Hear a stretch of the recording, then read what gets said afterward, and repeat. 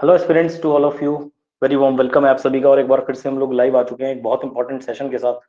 और आज modern history में हम लोग पढ़ने वाले हैं लॉर्ड वारन हॉस्टिंग्स के बारे में, जो कि रहे थे 1772 से लेकर के 1785 तक रहे थे भारत में। तो इन्होंने दो तरीके से शासन किया है। तो पहला 1772 से 73 में गवर्नर ऑफ बंगाल थे, और 1773 से लेकर 1785 तक ये गवर्नर जनरल ऑफ बंगाल थे। तो इस चीज के अकॉर्डिंग ये first governor general of Bengal थे, याद रखिएगा। Warren Hasting he is the first governor general of Bengal. तो अभी बात करेंगे जरा इसके बारे में। पहले इनके गवर्नर ऑफ बंगाल के शासन के बारे में बात कर लेते हैं 72 से 73 के बीच में। तो देखो, सबसे पहले इन्होंने 1772 में आने के बाद क्या किया था। तो सबसे पहला काम इन्होंने किया था, एक तो ड्यूअल गवर्नमेंट सिस्टम को बंगाल से हटाया था, ठीक है ना। ही रिमूव्ड, तो द्वैक शासन प्रणाली को बंगाल से हटाया।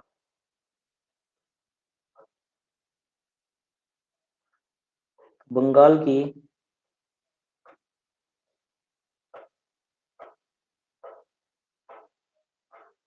द्वैक शासन प्रणाली को हटाया।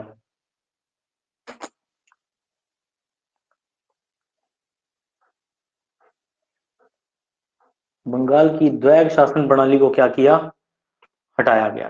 ठीक है, इनके द्वारा समाप्त किया गया।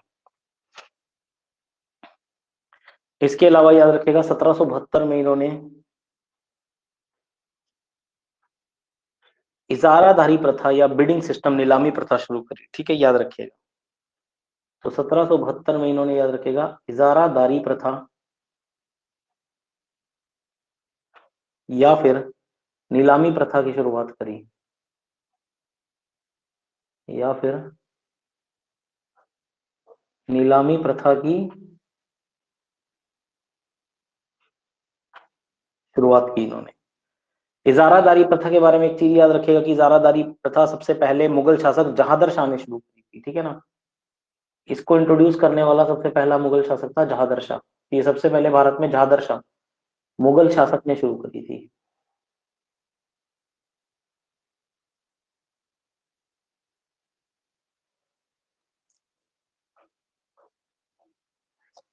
इसके अलावा याद रखिएगा कि 1773 में इन्होंने रेगुलेटिंग एक्ट पारित किया था।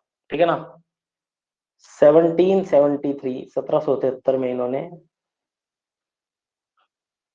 रेगुलेटिंग एक्ट पारित किया गया था, रेगुलेटिंग एक्ट 1773। और याद रखिएगा कि ये प्रथम चार्टर एक्ट था। ये क्वेश्चन भी एग्जामिनेशन में आता है कि पहला चार्टर एक्ट कौन सा था। तो याद रखिएगा कि पहला चार्टर एक्ट जो था वो रेगुलेटिंग एक्ट था 1773। सर वैरन हॉस्टिंग ने पास किया था। देखो, इस एक्ट के तहत क्या हुआ था कि एक तो गवर्नर ऑफ बंगाल को गवर्नर जनरल ऑफ बंगाल बना दिया गया। ठीक है ना। तो जो बंगाल का गवर्नर था, याद रखिएगा, उसको क्या किया गया, गवर्नर जनरल। अब आप कहेंगे सर ये गवर्नर जनरल कैसा पद हुआ। देखो, गवर्नर के अंडर में तो सिर्फ बंगाल था, लेकिन जो गवर्नर जनरल जो थे, अब भारत में तीन प्रांत थी जहां पर अंग्रेजों ने अपने गवर्नर बनाए थे। तो एक थी कलकत्ता, बंगाल प्रांत। ठीक है, कलकत्ता क्या, बंगाल प्रांत लिखिए। ठीक है, एक तो थी बंगाल प्रांत, एक थी बॉम्बे प्रांत, और एक थी मद्रास प्रांत। ये तीन मुख्य प्रांतें थी अंग्रेजों की। यहाँ पे गवर्नर थे। तो पहले तो तीनों में अलग अलग गवर्नर थे। ठीक है ना। अब बंगाल के गवर्नर को गवर्नर जनरल बना दिया गया था। मतलब क्या हुआ था कि बंगाल के गवर्नर को गवर्नर जनरल बना के, कि जो बॉम्बे और मद्रास के गवर्नर थे, इनको भी याद रखेगा बंगाल के गवर्नर जनरल के अंडर में कर दिया गया था। ये था इसका मतलब। ठीक है ना। तो बंगाल का पद अब सिर्फ बंगाल तक नहीं था, गवर्नर जनरल की पावर सिर्फ बंगाल तक नहीं थी, बल्कि वो बॉम्बे और मद्रास प्रांत भी अंडर में आ गई थी उसके। तो याद रखिएगा ये चीज। अब इस हिसाब से 1777 के रेगुलेटिंग एक्ट के अकॉर्डिंग जो हमारे गवर्नर थे बंगाल के, वो गवर्नर जनरल ऑफ बंगाल बन गए थे। तो इसके according Lord Warren Hasting first governor general of Bengal थे, इस तरह से। ठीक है, पहले गवर्नर जनरल थे बंगाल के, और उनके अंडर में बॉम्बे और मद्रास का गवर्नर भी आ चुके थे। इसके अलावा याद रखिएगा, अब उनका गवर्नर जनरल का कार्यकाल चलेगा इसके बाद। तो उनके गवर्नर जनरल के कार्यकाल में, याद रखिएगा, 1784 में, 1774 में, सॉरी 1774, 1774 में सुप्रीम कोर्ट की स्थापना की गई थी। ठीक है ना। सर्वोच्च न्यायालय बनाया गया था कलकत्ता में, याद रखिएगा। सुप्रीम कोर्ट की स्थापना या सर्वोच्च न्यायालय बनाया गया था इन कलकत्ता। ठीक है ना। तो सर्वोच्च न्यायालय का गठन किया गया था, याद रखिएगा, कहां पर, तो कलकत्ता में। और इसके पहले चीफ जस्टिस बनाया गया था किसको? एलिजा इम्पे को। ये बड़ा इंपॉर्टेंट क्वेश्चन है। एलिजा इम्पे इसके पहले चीफ जस्टिस थे, ठीक है ना। फर्स्ट चीफ जज ऑफ सुप्रीम कोर्ट। तो कलकत्ता में सर्वोच्च न्यायालय बनाया गया और इनके साथ 3 अन्य न्यायाधीशों की भी नियुक्ति की गई थी, 3 अन्य न्यायाधीश। तो 4 जजों के साथ सर्वोच्च न्यायालय स्टार्ट हुआ था 1774 में, याद रखिएगा। देखो ड्यूअल सिस्टम ऑफ गवर्नमेंट खाली हुआ, अंग्रेजों ने कहा वहां का शासन भी हम देखेंगे और आपराधिक मामले भी हम देखेंगे। तो मतलब राजाओं के जो अधिकार थे, जो नवाब का अधिकार था वो भी छीन लिया गया था। तो नवाबों का काम जो था आपराधिक मामले या क्रिमिनल पावर का, वो सारा छीन लिया गया। तो उसके लिए कोई संस्था होनी चाहिए, तो उसको देखने के लिए सुप्रीम कोर्ट बनाया गया था। कहां पर? कलकत्ता में, याद रखिएगा। अच्छा, इस रेगुलेटिंग एक्ट में सुधार भी किया गया था। इस रेगुलेटिंग एक्ट में 1781 में पिट्स इंडिया एक्ट आया था और उसमें सुधार किया गया था थोड़ा, ठीक है ना।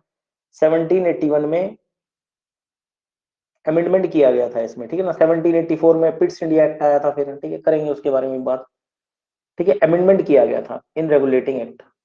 तो जो रेगुलेटिंग एक्ट है, याद रखिएगा, इस रेगुलेटिंग एक्ट में क्या किया गया था? संशोधन किया गया।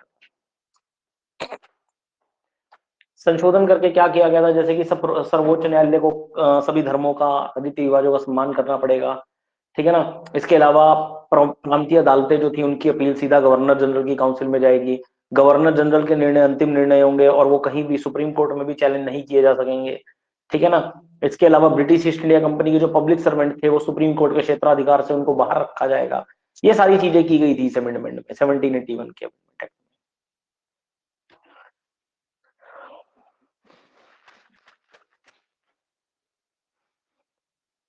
अब इन्हीं के समय पर, याद रखिएगा,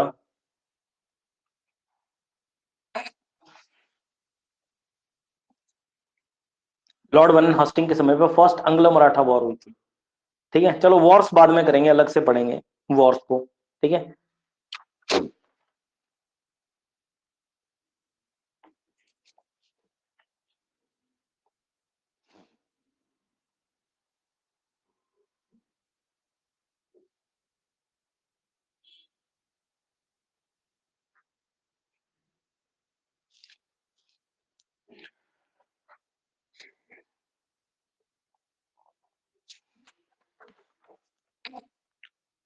वॉरेन हॉस्टिंग्स के समय पर और क्या क्या चीजें हुई थी?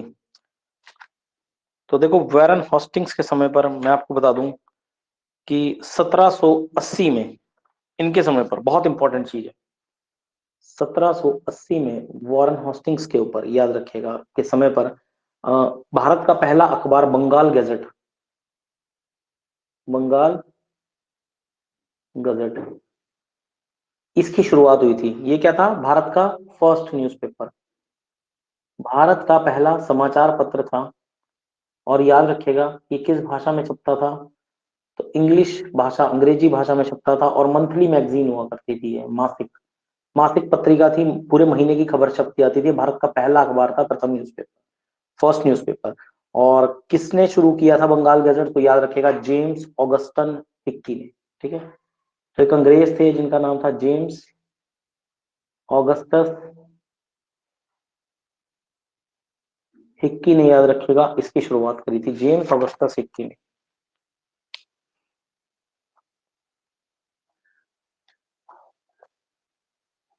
इसके अलावा याद रखिएगा कि वॉरेन हॉस्टिंग ने 1781 में कलकत्ता मदरसा की स्थापना करी थी। कलकत्ता मदरसा, या फिर आप कह सकते हैं इसको मदरसा आलिया, की शुरुआत की थी।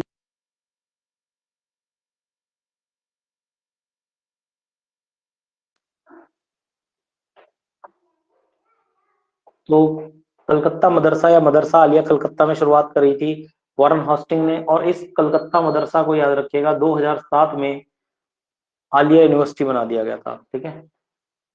आलिया यूनिवर्सिटी, आलिया विश्वविद्यालय जो है बना दिया गया था। इसके अलावा याद रखिएगा कि 1784 में एशियाटिक सोसाइटी ऑफ बंगाल की शुरुआत की गई थी इनके समय पे।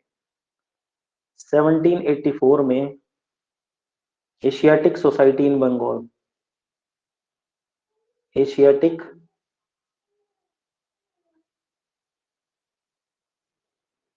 सोसाइटी इन बंगाल, ठीक है ना, स्थापना की गई थी किसके द्वारा, तो इसके फाउंडर थे by sir William Jones, sir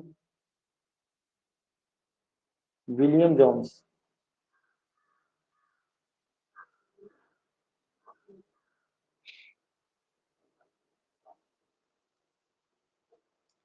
याद रखेगा 1785 में इनको लंदन, ये लंदन चले गए थे वॉरेन हॉस्टिंग।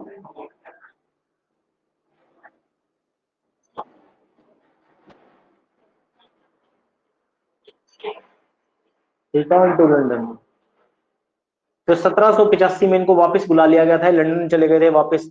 और याद रखेगा कि 1785 से लेकर के 1795 तक इम्पीचमेंट चला था इनके ऊपर, महाभियोग चला था। तो इनके ऊपर महाभियोग चला था ब्रिटिश संसद में, ब्रिटिश संसद में। तो क्या केस था, देखो आपसे क्वेश्चन पूछा जाएगा कि कौन से ऐसे गवर्नर जनरल थे जिनके ऊपर महाभियोग की प्रक्रिया चली थी लंदन जाकर के, और क्यों चली थी, ये भी बड़ी बात है भाई, क्या कारण रहा था। देखो इनके ऊपर एक नहीं, तीन तीन चार चार केस थे। कुछ केस थे जैसे कि कहते हैं वॉरेन हॉस्टिंग ने अवध की बेगमों से पैसे लिए थे, ठीक है ना। इसके अलावा कहते हैं एक बनारस के राजा थे, राजा चेत सिंह, केस ऑफ चेत सिंह था, ठीक है ना।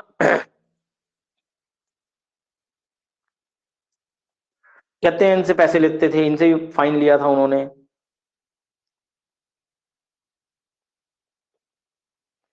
इसके अलावा एक नंद कुमार थे, एक जमींदार थे बंगाल के जिनका नाम था नंद कुमार।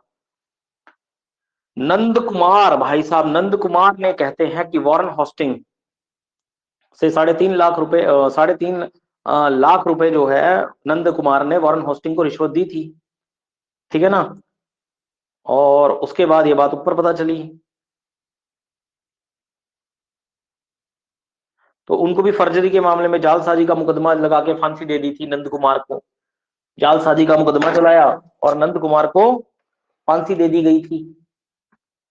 तो उसके बाद लगा कि भाई ये भी गलत हो गया, ठीक है। लेकिन बाद में इनको सभी आरोपों से बेगुनाह साबित कर दिया गया था, ये कह करके कि शायद वॉरेन हस्टिंग ने जो भी किया है वहां पर एक अंग्रेज की भलाई के लिए किया था भारत में। तो ये कह के इन पे से सारे आरोप जो थे वो हटा लिए। तो यही आपके वॉरेन हॉस्टिंग्स आपने याद रखना है, ठीक है ना, इन्होंने क्या क्या चीजें चलाई थी, ठीक है। तो बंगाल में द्वैक शासन प्रणाली को समाप्त किया था। इसके अलावा इजारा दारापत्ती की शुरुआत की थी, रेगुलेटिंग एक्ट पास किया था, ठीक है। 1774 में सुप्रीम कोर्ट की स्थापना करी थी, ठीक है। इसी रेगुलेटिंग एक्ट में अमेंडमेंट भी हुआ था, संशोधन भी हुआ था, बदलाव भी हुआ था। इसके अलावा 1780 में इनके समय पर बंगाल गैजेट भारत का पहला न्यूज़पेपर अंग्रेजी भाषा में जेम्स ऑगस्टन हिक्की ने छापा था, ठीक है। इसके अलावा इन्होंने कलकत्ता मदरसा की स्थापना करी थी, जिसको आज के डे में मॉडर्न डे में आलिया यूनिवर्सिटी के नाम से जाना जाता है। इसके अलावा इन्होंने एशियाटिक सोसाइटी ऑफ बंगाल की स्थापना की थी, ठीक है ना। और इन्हें हटा दिया गया था, इनके ऊपर तीन तीन आरोप थे, ठीक है ना। अवध की बेगमों का केस था, ठीक है। एक था अवध की